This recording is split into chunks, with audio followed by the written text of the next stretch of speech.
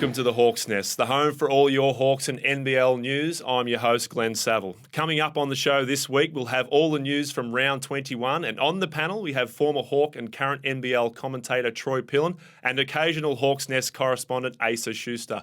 Now, let's have a look at the top stories from around the league.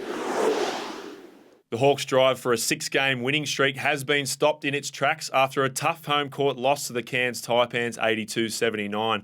The Taipans frustrated Wollongong all night with their lead, blowing out to 23 in the fourth quarter before a late fight back by the Hawks fell just 3 points short of victory. The Taipans' away win continues a season-long trend between the two teams that rarely sees the home side win. Chris Goulding has delivered the performance of the season, scoring an epic 50 points to help his Tigers overcome the Kings 92-82 on Sunday. The Tigers guard shot an amazing 61% from the field, including 9 of 14 from three-point range. It was the Tigers' second win of the round after coming from behind, scoring 44 points in the final quarter against the Breakers on Friday night. The Perth Wildcats secured the minor premiership this round with an 81-69 win over the Townsville Crocs. This is the Cats' 5th minor premiership win, and in the 4 previous times they've won it, they've never failed to make the grand final, and only once have they not gone on to win a championship. And finally, if you're dreading the end of the season and you think too much basketball is never enough, be sure to get down to Shell Harbour City Stadium to catch the Wollongong Roller Hawks in action later this year. Round 1 of the 2014 season starts on May the 16th with all 6 teams here in Wollongong playing 9 games spread out over 3 days. Now, let's have a look at the results from round 21 and the ladder standings with only 2 rounds to go.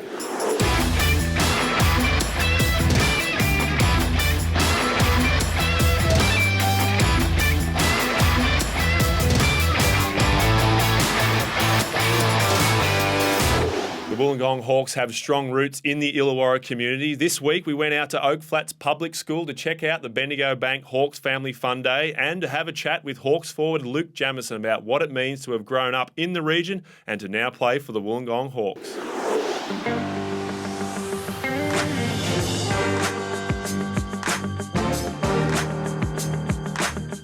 This afternoon just put on from Bendigo Bank as part of their community program. Decided to get us and the Roller Hawks down, and it's great with them being community owned and us being community owned, community focused, a fantastic partnership. And so we're more than happy to come down. Instead of recovery, we come down here and spend some time signing some autographs and shooting hoops with the kids. People come down and just share such a great day on a Sunday, and also without them supporting our school hoops program, we wouldn't be able to run it and roll it out to free schools across the Illawarra. Programs like this, you hope that you do reach out to some, young kids and they remember stuff, interacting with athletes, and part of our motto is to put back. So, we see it as our charter. This is not a chore for us. We love being here and, see it as our duty as part of a community team. I remember looking back at photos, going through that Mum and Dad have kept the scrapbooks of me over the years. I look back and there's one of me, I don't know, maybe 9 or 10 years old with Leonard Copeland, playing for the Tigers, obviously. Same thing when Alex Beagley played for us last year. He remembers going to camps with, Soup and Sav and Jacko, idolised Saville growing up, and then obviously spent many years playing with him.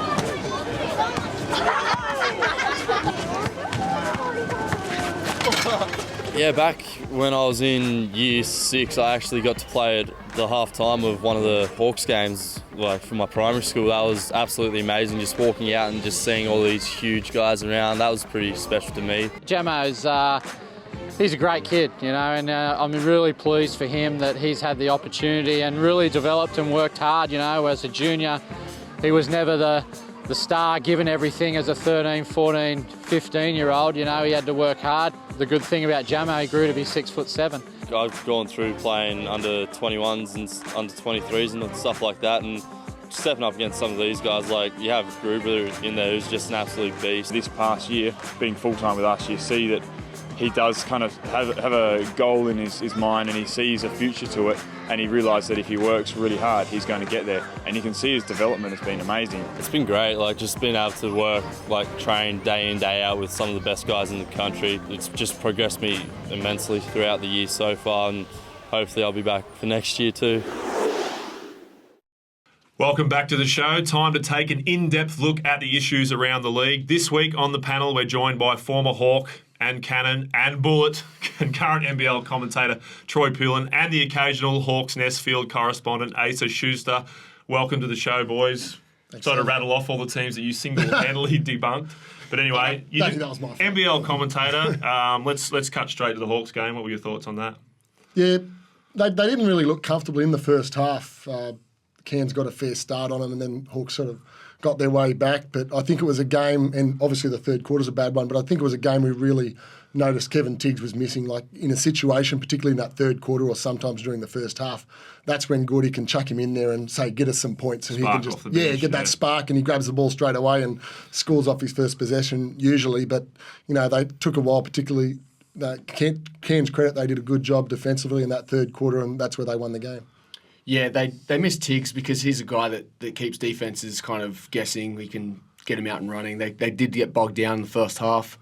It was promising the way they fought back, though, and if Rodney can just turn it around in a second, just hits a few bombs. Are we putting too much pressure on Rodney? I have in my notes that he struggled in the first half. Yeah, well, I'd be happy with 7 or 8 points in the first half. I think that's what he had, yeah.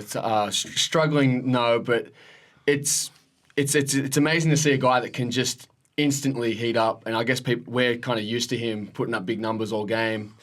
He brought it late and it wasn't enough, but much better to come out of that game with a close loss, showing some fight, than going down double digits to Cairns. Then they end up salvaging the season split with them, which might come into the calculations. Yeah, those threes down by Rodney was still pretty big threes, and then Timmy Conrad hitting that three, the split between Cairns and the Hawks. Yeah, that remains even now, so it's 2 wins apiece and the point splits are even. So if it comes down between Cairns and Wollongong, I don't know really where it goes there. The more interesting situation if it goes... You're our resident mathematician. You are a maths teacher. You are wearing a lot of hats. So I'm trying. Without boring the fans too much. Well, I'm trying, but if Cairns, Sydney and Wollongong finish up in a three-way tie for fourth, that's where it'd get very interesting, and you'd have to start looking at other statistics and points between those teams. So Perth, Adelaide, and Melbourne, and in particular, Chris Goulding's 50. It was a 50. He put up a 50 spot. That's how big it was. Lucky he hit that 3-throw. Otherwise, we wouldn't even be talking about it. That's amazing, the fact that he didn't get to the foul line. We wouldn't be talking about 49, so I wouldn't even mention it. It's useless. But 50, yeah, wow. He's had some big games this season. Would you see a 50-point game coming out of him, though? That's pretty decent. Rare. First one to do it in a 40-minute game. He played Fifth Australian, and we were talking off the show. We're missing someone. Yep. So we've got Andrew Gaze, we've got Shane Hill, I think Martin Cavallini's in there. Goulding, and we're missing one more. Gaze probably did it a dozen times. I think he did it 13 times. It took me towards the end, it took me 10 games to get that many points. So maybe that's something for our fans out there on Facebook. Yeah, it's probably more amazing that he didn't take as many foul shots as we talked about before. Andrew Gaze used to get 15 to 20 points from the foul line, and his was just all from the field, and a lot of 3-pointers, obviously. You matched up against Andrew a few times. I did. I successfully held him to about 36, I think, one game. So so that was pretty decent. But with that outburst, that was against the Kings. We saw Rodney lighting them up for 39. Jermaine Beale had 6 threes against them last week as well. So are they not stopping guys with that weapon? Like, was there anyone on the Kings that can?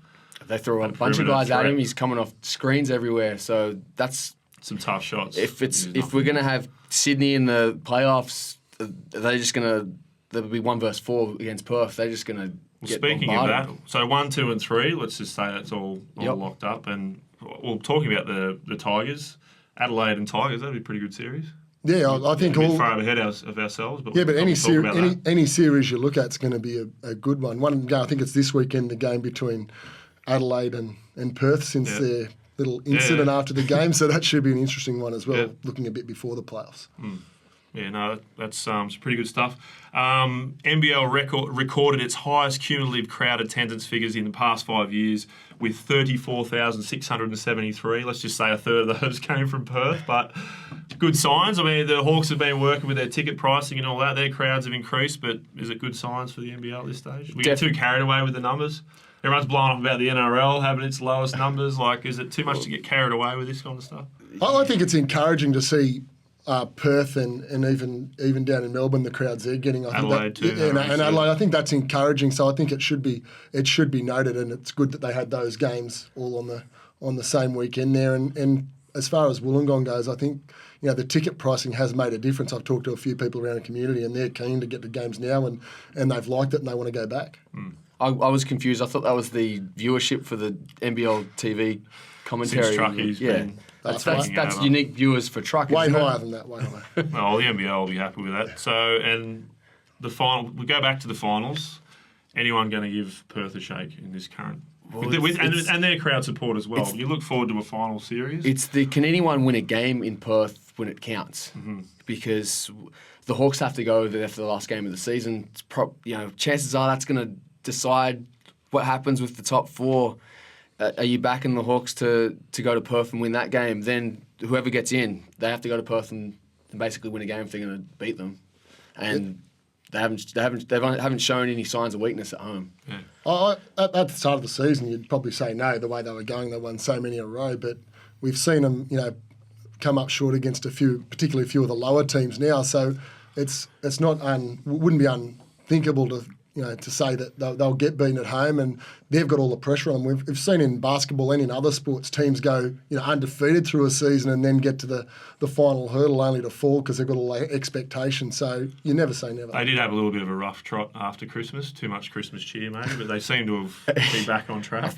I think they thought they had qualified for the playoffs at that point, and they just switched off for a few weeks. They would have got one of those positions. Back to the Hawks, their final run, so Townsville away. And then that final weekend, so Sydney at home and then Perth on the road that you just talked about? Yeah, well, you definitely wouldn't want to be Wollongong relying on that game against Perth to get it done, even though if you're going to make the finals, that's the type of game you need to win. Perth will have nothing to play for. But getting Kevin Tiggs back hopefully this week, which I think that's the mail on that, I think that'll be a huge bonus for the Hawks just to get that scoring. And you managed to score him in the commentary box. Yeah, we got him up into He's a live wire. Oh, he was great both times up in the NBL TV, and the first time he was Twitter was people were loving him there, but the second time was the third quarter of the game against Cairns, and he went a bit quiet for a little bit because the Hawks were having trouble scoring for a while, so it wasn't as exciting the second time, I don't think. Yeah. Hey, so what do you reckon the Hawks run home? Yeah, 3 games left. I've probably got them winning 2 of those 3, and the game against Sydney, that's it basically. It all comes down to that, and they have that before the Perth game, so they can throw everything at them. They're hosting the Kings. They've beaten 3 times. You just hope that the Kings don't kind of get it right by then. All right. Yeah, that's a huge game, isn't it? But for both clubs, Sydney and the Kings, they'll be both looking at that game going, that's the game we're focusing on. That's the game we need to win to get into the finals. And crowds. I mean, their fans are going to come down. It's going to be a cracking game. Yeah, hopefully. Yeah. Well, in the meantime, we've got to get Townsville on the way, though. Okay. Yeah. Well, if we can get the next 2, and if Wollongong can get the next 2, hopefully Sydney can drop one before that because they're going to that Perth game. That's going to be a tough game in the last round. All right, boys. Thanks for coming on the show. We'll catch you next week. That's our show. This week, the Hawks are on the road to take on the Crocs in a must-win clash in Townsville. The Hawks' next and final home game of the regular season is against the Sydney Kings on March 21. Get your tickets at ticketek.com.au or at hawks.com.au. We'll be back with a new episode in 2 weeks. Don't forget to follow us on Facebook and Twitter. I'm Glenn Saville, and you've been watching The Hawks Nest. We'll see you next time.